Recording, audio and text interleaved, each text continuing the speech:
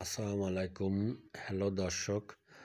সব খামারিরা সফলতা পায় না। তার ভিতরে নিজেদের যে ভুল ত্রুটি সেটা সংশোধন করে খামার করার চিন্তাভাবনা করতে হবে।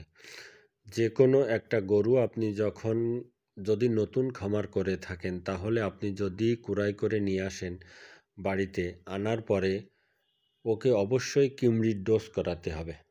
কিমরির ডোজ করানোর পরের দিন থেকে আপনি 10 দিন জিঙ্ক খাওয়াতে হবে, 100 মিলি করে 10 দিন। তারপরে 20 দিন বন্ধ রাখতে হবে আপনার।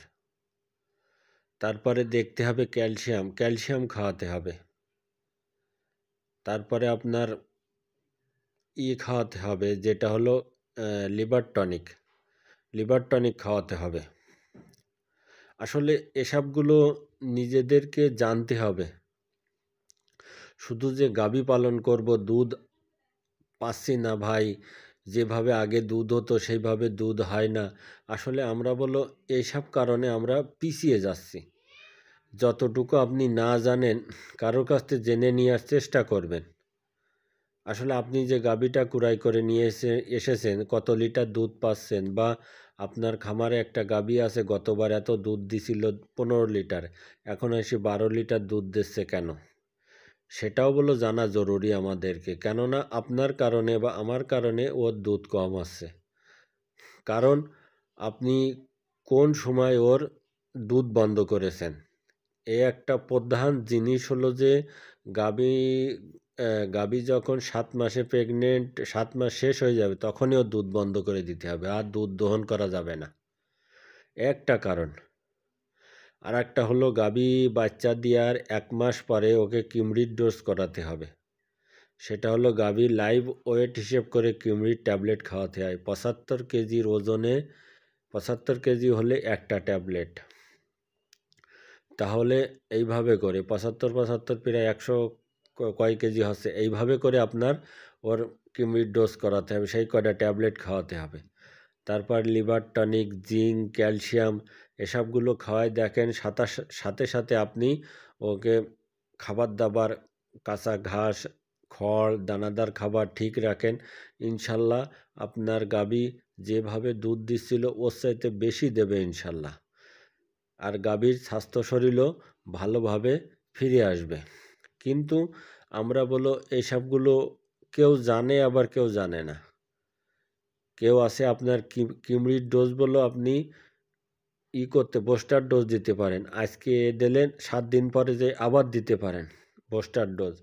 আর একটা কথা হলো যে আপনার গাভী, তারপরেও গাভী ফিতে কিমরি থাকে, কলিজা কিমরি থাকে, এটা ইনজেকশনের মাধ্যমে নিরাময় করতে হয়। এসবগুলো আমাদেরকে অবশ্যই জানা জরুরি। কিন্তু আমরা এসব জানি না। না জানার কারণে খামারে দুধের সংখ্যা কম হয় এবং খামারে আমরা লসের দিকে চলে যাই। যদি একটা খামারে আপনি লসের দিকে চলে যান, এত টাকা আপনি ইনভেস্ট করেছেন, সেইভাবে দুধ না পেলে অবশ্যই লস তো হবেই। এই জন্যই বলবো, এসবগুলো আমাদেরকে অবশ্যই জানা জরুরি এবং সবসময় ডাক্তারের সাথে পরামর্শ করে আপনাকে চলতে হবে। এই জন্য বলি যে খামার করার আগে আপনি যে কোনো একটা সাধারণ জ্ঞান নিয়ে আপনি খামার করার চিন্তা ভাবনা করুন। শুধু টাকা আছে, গাভী কুড়াই করে নিয়ে এসে সেটে রেখে দিলাম, ওর পরিচর্যা করলাম না, তাহলে তো সমস্যা দেখাই দেবে। একটা বকনা গরু যখন আপনার খামারে, একটা বকনা গরু যখন গাভী হবে প্রথম চান্সে, তার জিঙ্ক খাওয়াতে হবে, আপনার ক্যালসিয়াম খাওয়াতে হবে, এডি ইঞ্জেকশন দিতে হবে, দিয়ে তার তৈরি করে নিতে হবে। আপনাকে গাভী তৈরি করে নিতে হবে আপনার খামারে, তাহলে আপনি ওই বকনার থেকে আশানুরূপ দুধ পাবেন। কিন্তু আপনি কেউ কেউ বলেন যে আমার একটা গাভী গতবার 15 লিটার দুধ হয়েছিল, এবার 10 লিটারও দুধ পাচ্ছি না। আসলে এইসব কারণে ভাই, কেননা শরীরে যদি কিমড়ি থেকে যায়, যে খাবারটা আমরা খাওয়াই, সে খাবারের যে পুষ্টিগুণ সব ওই কিমড়িটি খেয়ে ফেলে। এর কারণে ও যে দুধ হবে, সেটা দুধ নামতে পারে না। এই জন্য বলবো অবশ্যই আপনারা এই কাজটা করে নেবেন এবং করে দেখবেন, অবশ্যই আপনারা ভালো মানের দুধ পাবেন। কিন্তু আমরা এখনকার সময় কি করি বেশিরভাগ, যে বেশি দানাদার খাবার খাওয়াবো, যে বেশি দানাদার খাবার খাওয়াবো বেশি দুধ পাবো। আসলে এটা ভুল ধারণা। আপনি যত বেশি দানাদার খাবার খাওয়াবেন, দানাদার খাবারের একটা হিসাব আছে। গাভীর লাইভ ওয়েট হিসেব করে দানাদার খাবার খাওয়াতে হয়। মানে যতটুকু দুধ দেবে সেই হিসেবে তার গাভীর দানাদার খাবার খাওয়াতে হয় এবং গাভীর লাইভ ওয়েট হিসেব করে কাঁচা ঘাস খাওয়াতে হয়। এসবগুলো জানা অবশ্যই জরুরি। খড়ও তাদের আনুমানিক হিসেব করে গাভীদেরকে খাওয়াতে হয়। এসবগুলো যদি আপনি জানেন তাহলে আপনার খামারে কোনো দিন লস হবে না, এটা আমি গ্যারান্টি দিয়ে বলতে পারি। আমার এই ভিডিও ভালো লাগলে অবশ্যই সাবস্ক্রাইব করবেন। খুদা হাফেজ।